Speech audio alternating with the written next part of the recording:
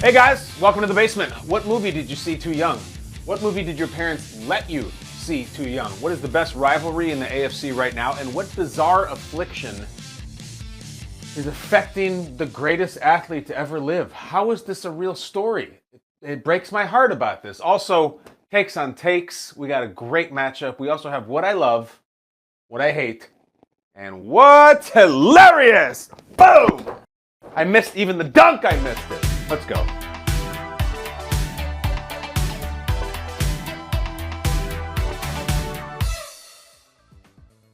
So schedule drops last week. We haven't had a chance to talk about it. The NFL schedule is out. All those countless games are also beautiful, all just lined up all in a 18-week row.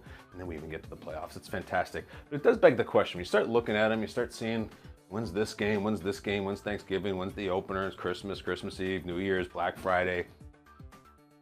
What are the ones that you really want to see the most? What are the ones that you will make sure that Sunday afternoon is set aside, or you will make sure that Thursday night the kids are in bed early, whatever it may be? And the answer to that question, there's another question it raises, is what is the best rivalry right now in the AFC? And I love this question because there's a lot of different ways to go with it. What is the best rivalry right now in probably the most talented AFC we have ever seen? Maybe the most talented conference we've ever seen on either side. Schedule is out. Where do your eyes go? Now, before you get to the rivalry answer, there's some key ingredients here that really make up what a rivalry needs to have in order to be considered great. And I have the ingredients here. All right, first of all, this is a really important one. In order for there to be a great rivalry that we can all say, oh yeah, that's the one, both sides need to win. It has to have some back and forth. Just because teams may play a lot, or play in prime time a lot, or even play a lot in very close games, it has to have this side get some and this side get some. I've said this for years. Right now, I don't believe that the Bears and Packers have a rivalry. They don't. They have a lot of history, and they have a couple matchups a year, but it's not a rivalry. The Packers win way too much for that to be considered a rivalry. All right, so both sides need to win. There needs to be some history in the rivalry, all right?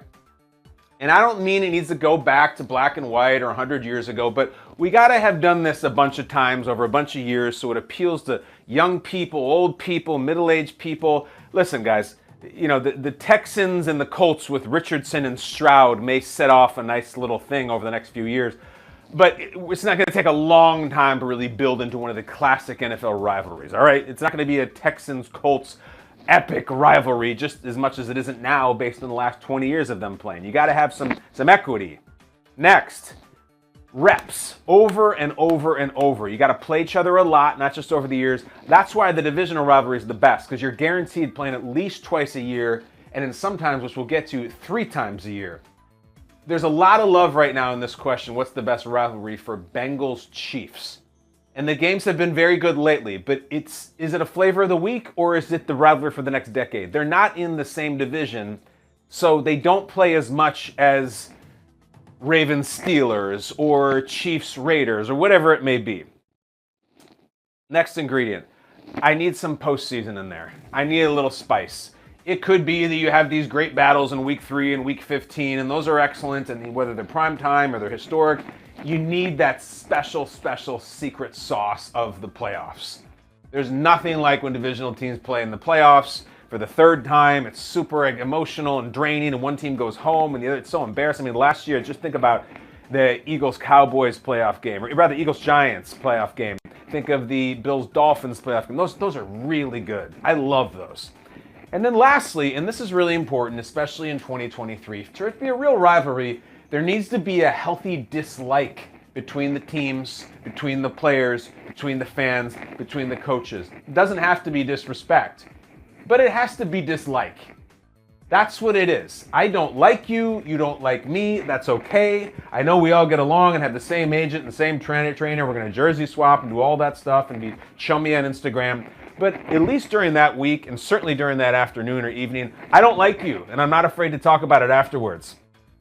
When the Chiefs beat the Bengals last year in the playoffs, Patrick Mahomes, who is top to bottom class and never disrespects anyone, first came out and said, it's not Burrowhead Stadium, it's Arrowhead. And then at the end he said, yeah, I don't know if we have any cigars around here to smoke, referencing Burrow. That's perfect. I don't need some sort of gratuitous shot. I don't need pure disrespect. I don't need insults. I don't need any of that stuff. Just acknowledge, like, how do you like me now? Because I don't really like you. And get the hell off my field, which is called Arrowhead, by the way, not Burrowhead. Tell that to your stupid mayor. I like that. It's right there in that sweet spot of salty without being a jerk. So you got to have those ingredients. Right now, the answer to every question is the Chiefs. We know that. So is the greatest rivalry right now in the AFC involving the Chiefs? Well, let's eliminate some things. It's certainly not in their division. It'd be really fun if Justin Herbert or, my God, Russell Wilson or whoever the Raiders turn out decide to become great and split the series here and there with the Chiefs. Or maybe over the next 6 times they play Mahomes, they win 3 or even 2. That would be really fun. But right now, it's just not the case. So if you're going with the Chiefs, there's no one in their division who is eligible for the greatest rivalry in the league. Then you go with the Bills. All right. This one's complicated because it has a lot of the ingredients that I talked about. It's got some reps. Doesn't have a ton of history. It's got the postseason for sure. The healthy dislike, I don't really think is there. I think Mahomes and Allen love each other. I don't think there's real extracurriculars. Doesn't seem to be any salt or spice between them. I don't see that. I don't think Jordan Poyer's trash-talking Kelsey or vice versa. And the both sides need to win is an interesting one because both sides have won, as Bills fans know. They go to Arrowhead in the regular season and they win.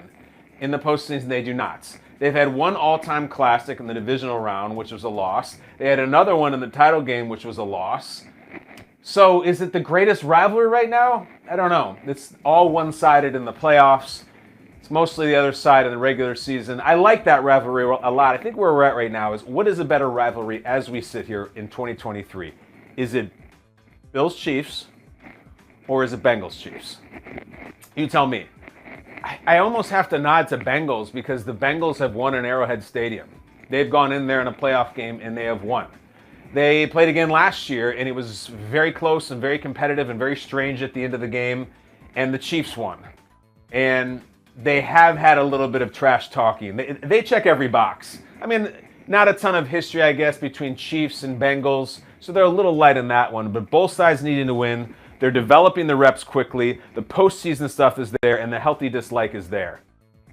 I think Bengals-Chiefs gets it narrowly, although if I were to say it is kind of new money, like it doesn't have a lot of old-fashioned, I don't think a ton of 2000s, 90s, 80s. That's my take on it, though. What's your take? Let's go to social media. You guys answered this question. Best rivalry in the AFC right now. Right off the bat, Liam Cilantro says Bills-Chiefs at the moment. I hear what you're saying. I was just talking about it. One Bills playoff win over Kansas City that's the one. That's just an all-time classic game. It's just those playoff losses are tough, especially a title game loss. You got to get one, and the Bills know that, and Josh knows that. They all know that. Next, that could be the answer. I'm a little bit on the fence. SYC Sports says Steelers-Ravens, but the Chiefs versus Bengals has the setup for the future. I hear you on the future for sure. Look, Steelers-Ravens, we don't know. Like, the Steelers are in this thing where they're like, well, we like Kenny Pickett. Is he going to be able to go beat the Ravens year after year? That one does feel incredibly personal. And certainly during the Roethlisberger-Flacco era was fantastic. Because that's another ingredient I probably didn't list on the rivalries. Hall of Fame players. Polamalu and Ray and Ed. It's just so many fantastic players and great, great games over several years. Divisions, playoffs, everything. Steelers-Ravens was awesome. It's kind of reloading right now, trying to decide if it wants to join us for the next 5 years. We'll see. Next. I like that answer, though. I respect it. Randy says Ravens versus Steelers. No matter the records, it's always a tough physical game and usually within 3 points. It's good. I could also submit to you that Bengals versus Ravens is heating up. The Steelers are going to be interesting. I always believe in them. They finished 9-8 last year, just missed the playoffs. They always matter. They always come afloat. They always figure it out. Are they going to be great, though? This is not the 2000s or 2010s AFC. You have to be fantastic right now in this AFC to really matter, and they're going to decide this year if they are. Another answer for Ravens-Steelers is great, though. It's getting me going. Matt says, coming from a Bills fan, it's KC and the Bengals. All right, Matt, I appreciate the honesty. He says if the Bills beat KC in the playoffs, or the Bengals, then it can be a different discussion. True. I mean, listen, how am I going to say the Bills are part of the best rivalry over KC or Cincy when they've lost to both of them in the last couple of years in the playoffs? It's a pretty compelling case. Any more? Next. Matt said, no, that was Matt. This Nico D says Miami Buffalo. All right, let me just set this table really quickly, and then we'll move on to what I hate. I love the Miami Buffalo submission, especially coming off last year. First of all, there's a ton of history. The history is fine. It's Marino, it's Kelly. We know that for decades. Both sides need to win. Miami's got to work on that a little bit. They did win a regular season game last year in Miami. They've been housed for a few years by the Josh Allen, McDermott Bills teams really badly, but they win last year. A really good game in which Ken Dorsey threw his surface and Josh and Tua were exhausted and hugged at the end. That was great. The reps, obviously, 3 matchups last year, a crazy snow game at the end of the year, a crazy heat game at the beginning of the year, and a playoff game that got very strange with a backup quarterback. That's all there. The healthy dislike, we know that for sure. We've talked to Josh many times about him out there on the field. Christian Wilkins, an antagonizer. Josh has been flagged for post-game stuff. There's been post-interception kerfuffles. It's really, really great. And at the end of it, we've talked to Josh about Christian Wilkins, and there is a respect there. There is. And I think Wilkins has it for him too. I love this one. It has a lot more history, a lot more equity than anything that the Bills or Bengals have with the Chiefs, or Bills have with the Bengals, whatever you want to say.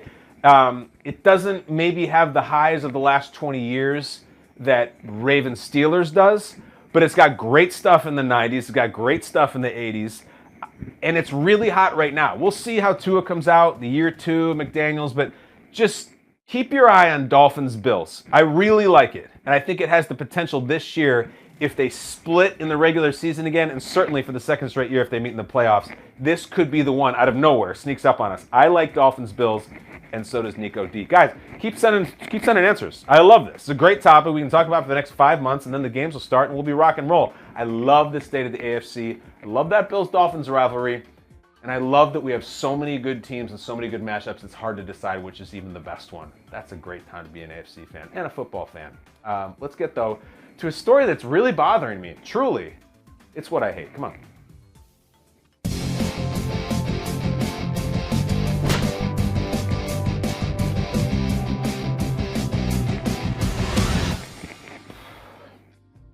I grew up in the church of Bo Jackson, late 80s, early 90s.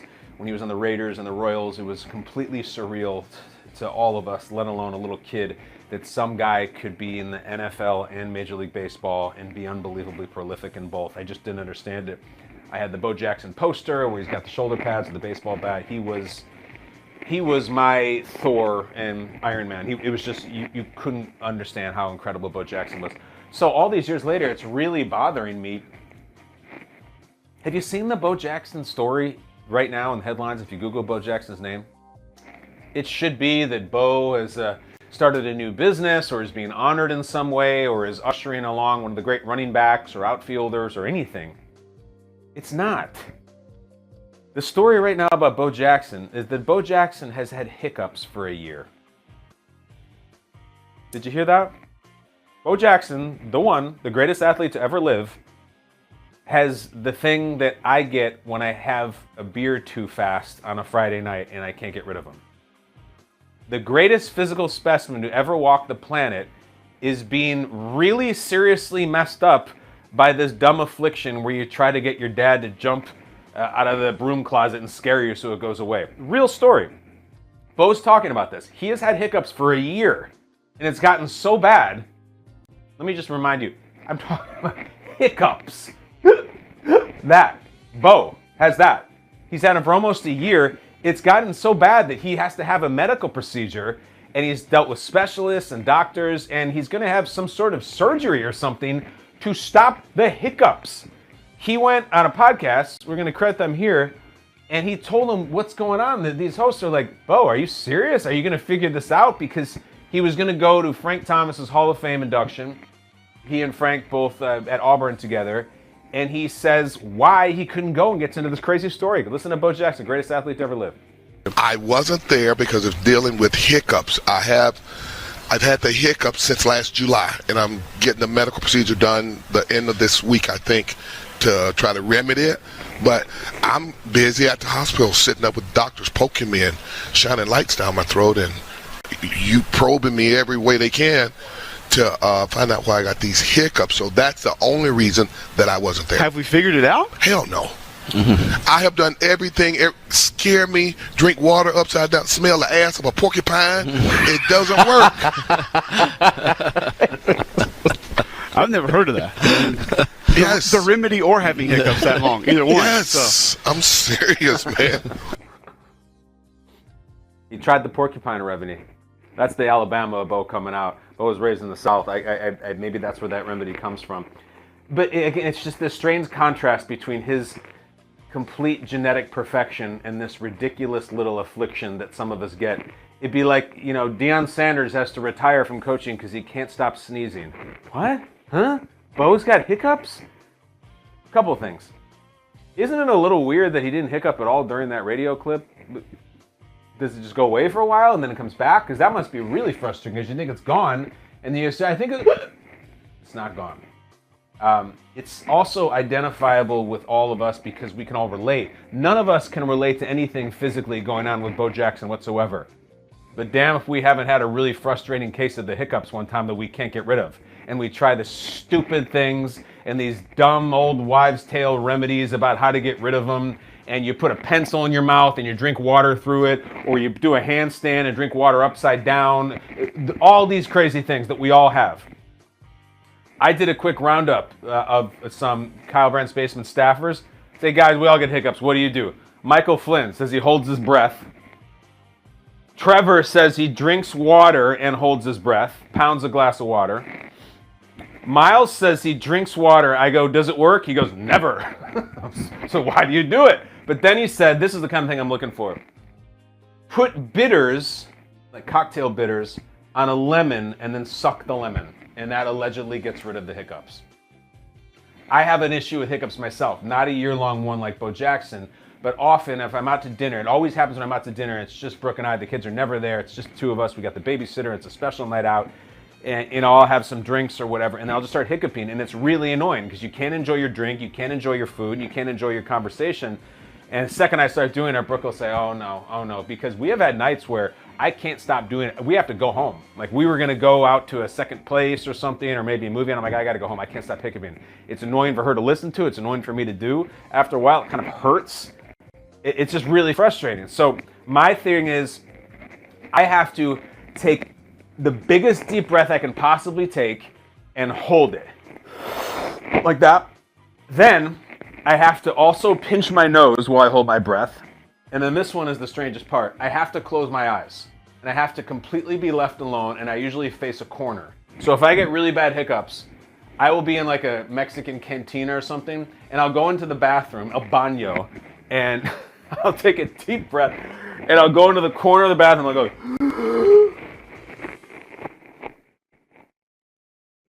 and I'll just say like that with my head face the corner, as long as I can possibly hold it until I'm going to pass out, and that usually helps. But sometimes you hold it that long, and you almost pass out on the floor of the cantina, and then 2 seconds later you get another hiccup, and you got to start all over again. It's the strangest thing that happens to us as human beings. Do you even know what hiccups are? So hiccups have to do with the diaphragm, this big muscle down here, and it gets a spasm. And it's like freaking out and can't calm down.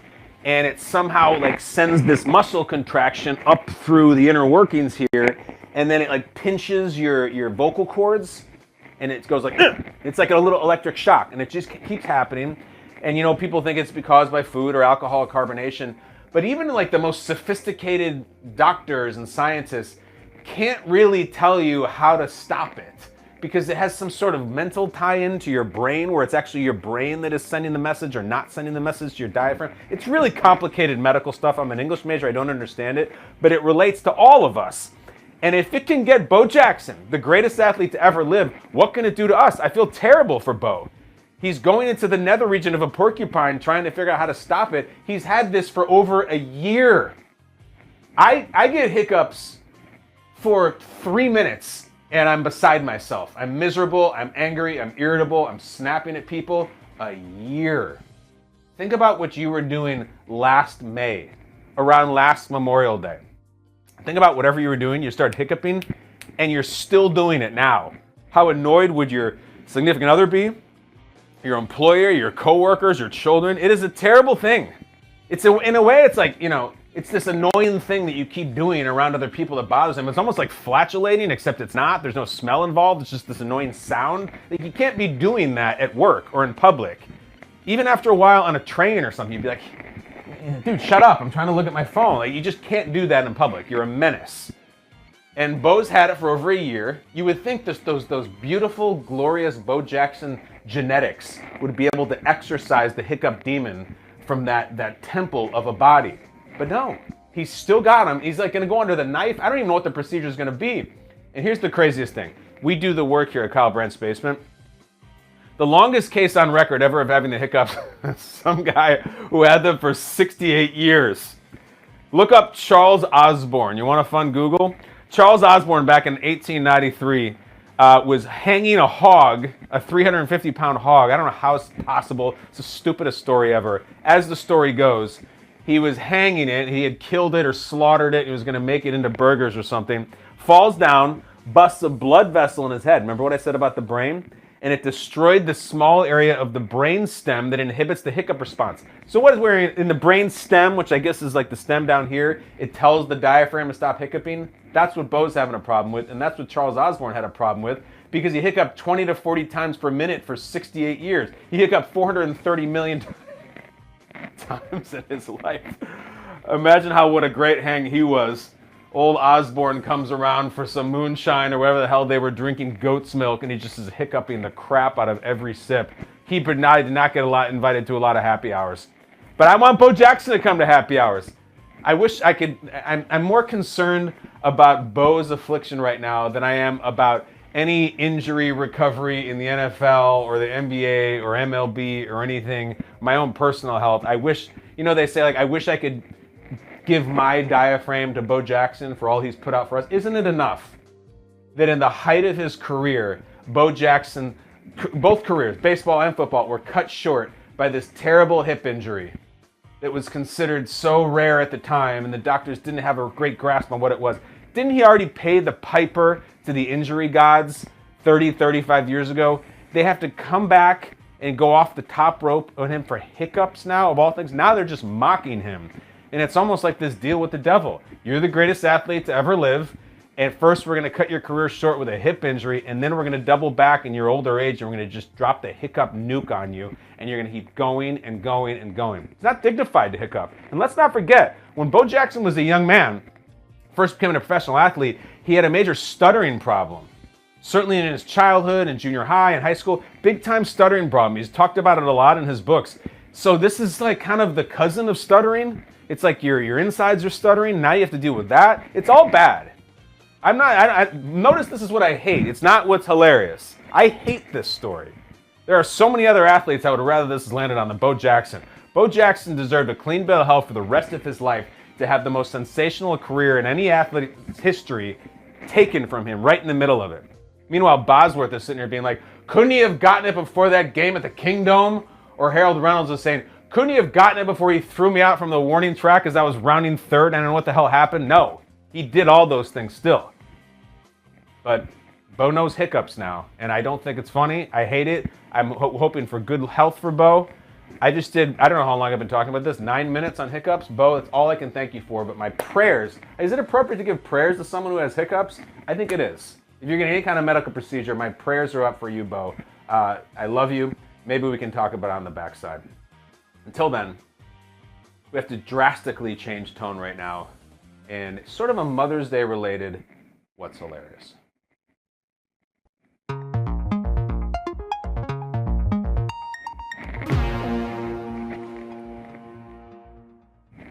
Wonderful Mother's Day yesterday. My mother-in-law,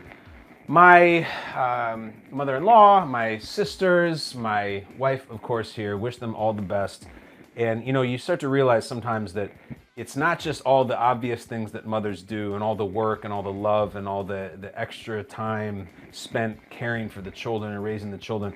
It's the things that they kind of talk you out of that you think you're supposed to be doing. In my case, as a father, we have a specific one that's come up in our family where when my son was born, I just couldn't wait to show him all the movies and video games and stuff that I like. It's a cool part of having a kid. We're in the maternity ward, and I'm trying to show him, the Return of the King. Like, I just can't wait to show him that stuff. And so we've gotten into Star Wars, we've done Mandalorian, and he plays Nintendo Switch, and is reading all the books that I liked when I was a kid, and a lot of them that I didn't like, and that he's found himself. But what my wife is very good at is when it comes to the movies and entertainment, she's, no, I don't think he's quite ready for that stuff yet. All right, I know you want him to watch The Terminator, or you want him to watch, even honestly, Marvel. We haven't started Calvin on Marvel yet. He's 9 years old, and it's because we want to start on Iron Man 1. And you think Marvel, it's great, it's comic books. In the first act of Iron Man 1, there's a sex scene, there's a massive bloody shootout at the cave, and there's people dying and getting machine gunned and stuff. We're just like, we'll get to it a little later.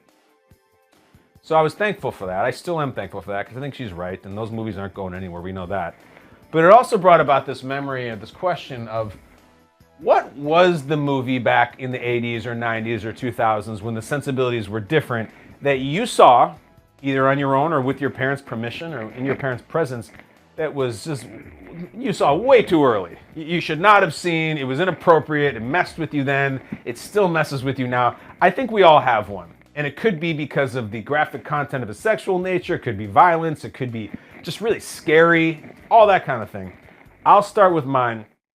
May 23rd, 1984, I saw the second installment of the Indiana Jones film franchise called Indiana Jones and the Temple of Doom. I went with my dad in the theater and sat there with him as a man who was chained and restrained has his still beating heart ripped directly out of his chest and held up for an audience before that man, who is still alive, is lowered into a pit of lava. I was 5 years old for that movie, in the theater, just sitting there eating snow caps. Also in that movie, there's child labor, child slaves. The children are whipped by the slave master. It is all kinds of messed up. You want to know another thing about that movie? You want to know my father took me to that movie?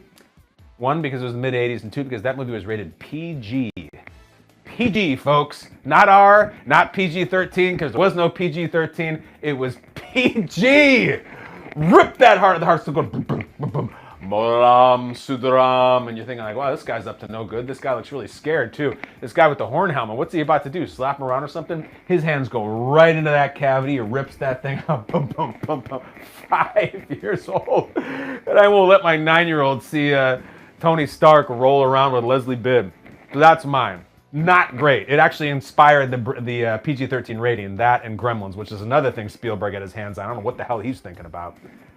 What's yours? What are yours? Give it to me.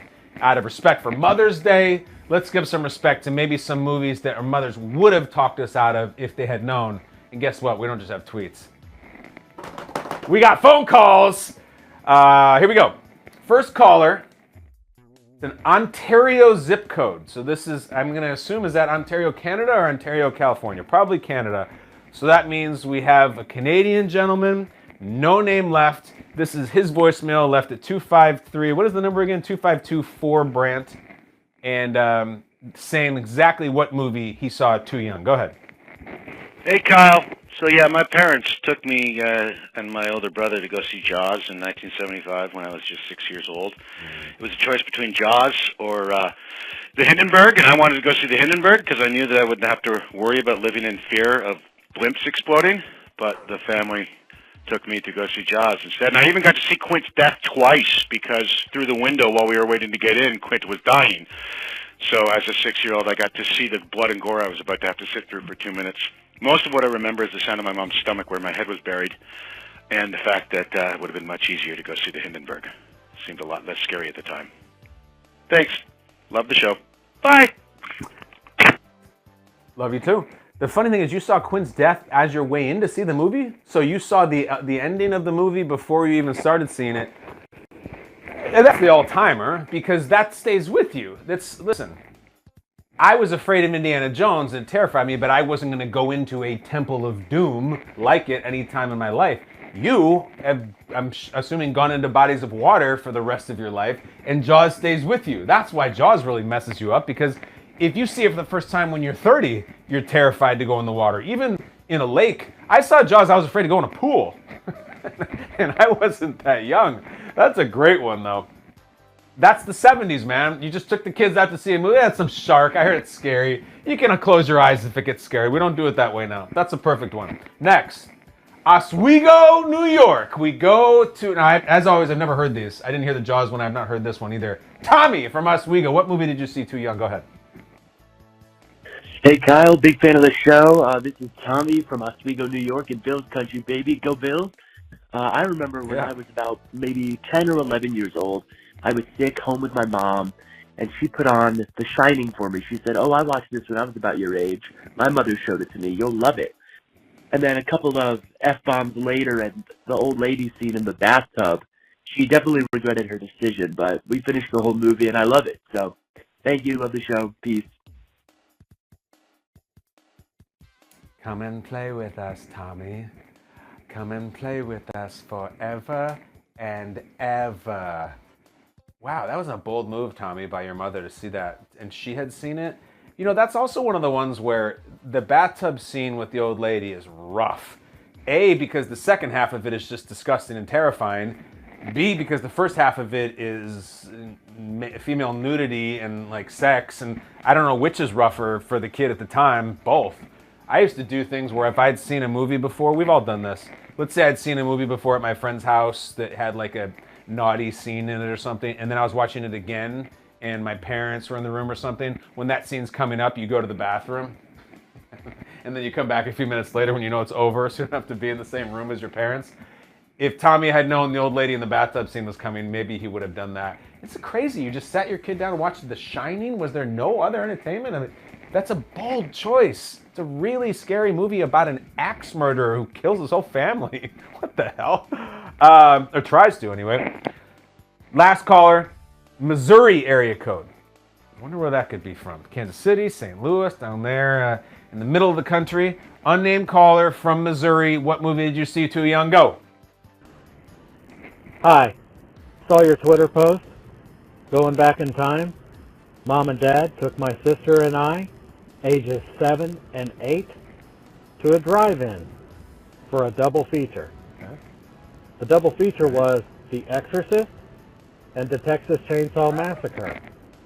They took us in a pickup truck, and the cab of the truck was a little bit stuffy, and they may have wanted some alone time, so they put my 7-year-old self and my 8-year-old sister in lawn chairs in the bed of a truck, again, for the double feature of The Exorcist and the Texas Chainsaw Massacre.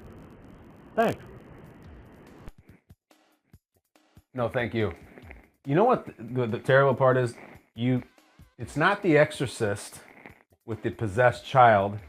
It's not the Texas Chainsaw Massacre with Leatherface murdering people with a chainsaw. The worst part about that is your parents wanting some alone time in the cab of the truck while you and your sister are in the bed of the truck. They're a few feet away from you. And, wow. That's a perfect trilogy. That was a hat trick. Unbelievable. And wouldn't you think that if it was a double feature, when you get through The Exorcist, if you can get through, do you really need to stay and say, you know what? Let's cleanse the palate about that young girl puking in the final scene where the father throws himself out the window and commits suicide so he can kill the demon that's inside him. Anybody up for some Leatherface murders too? Let's run this thing back past the jujubes. Unbelievable. I mean, that'd be like if you went and saw that now and you say Exorcist and Texas Chainsaw Massacre. What's the third movie? Human Centipede? Sure, bring it on. That's an unbelievable thing. I believe every word of it. I think that happened back in the day. And your parents wanted some alone time. They weren't alone. There were other kids in the vehicle with them as Reagan's head is spinning and she's puking pea soup all over the priest. Unbelievable job by you guys. Terrible job by your parents. Terrible job by my dad. Although I think the MPAA really had a hand in mine in Indiana Jones and the Temple of Doom. Love you, Dad. You listen every single day. You probably remember. It was a fun night. I have fond memories of it, but I probably shouldn't have seen that. Great job with that. That's what's hilarious. If you think that's hilarious, let's get the takes on takes.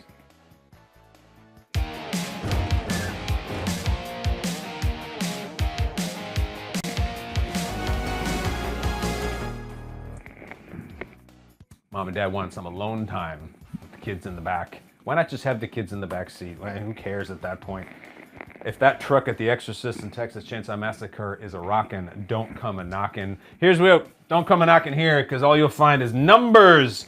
These are numbers I use to grade different takes from different people in the sports media world. You get your take, and I grade them based on creativity, clarity, delivery, and heat. First up, Stephen A. Smith.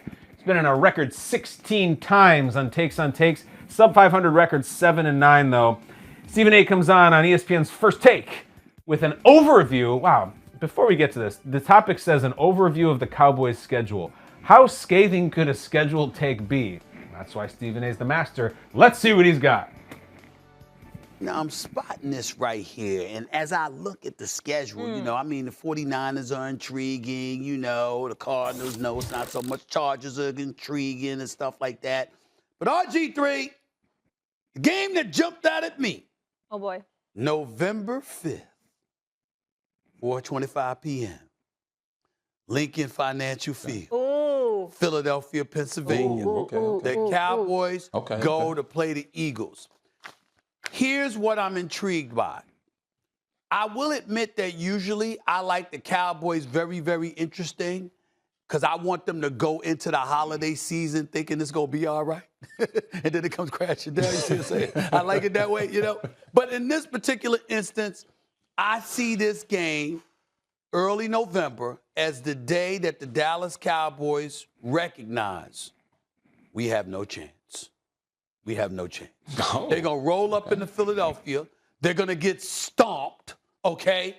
And they're going to recognize, A, they playing for a wild card spot, and B, all we can do is hope and pray because we ain't going to beat these boys.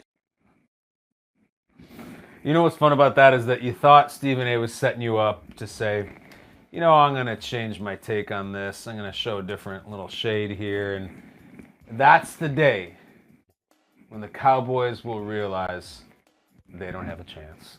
They're going to get stomped. He didn't change anything. He went directly in the direction he's always gone.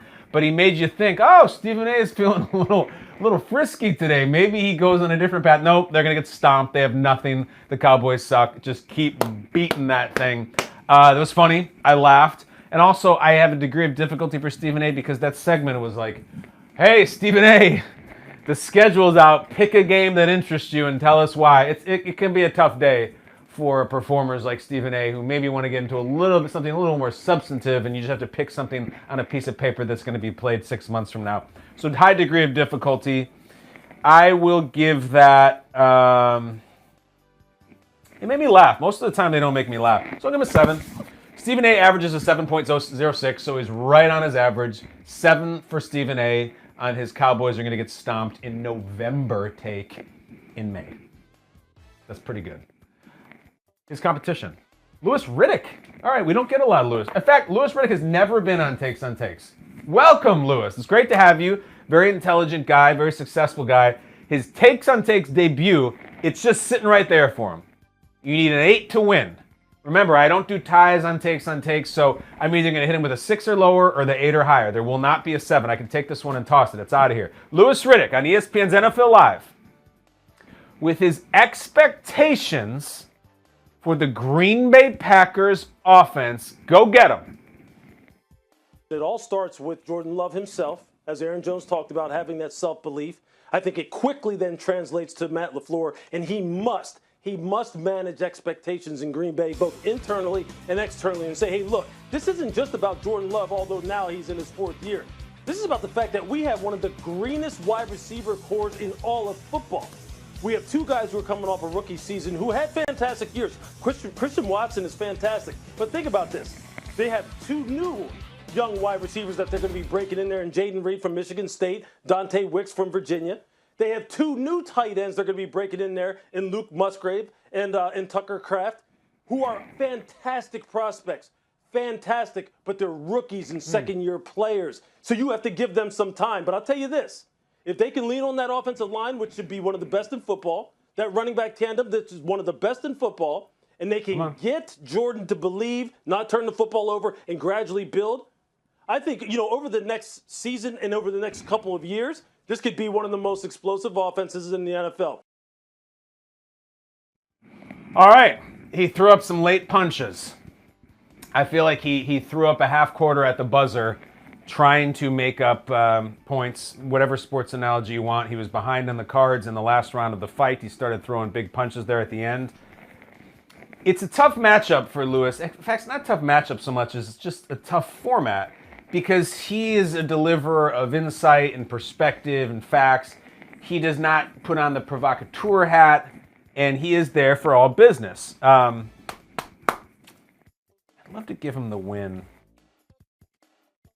I just can't do it. It's a 5. I respect Louis Riddick. Again, it's not really his sport that we're playing here, and just solid facts and insight and everything.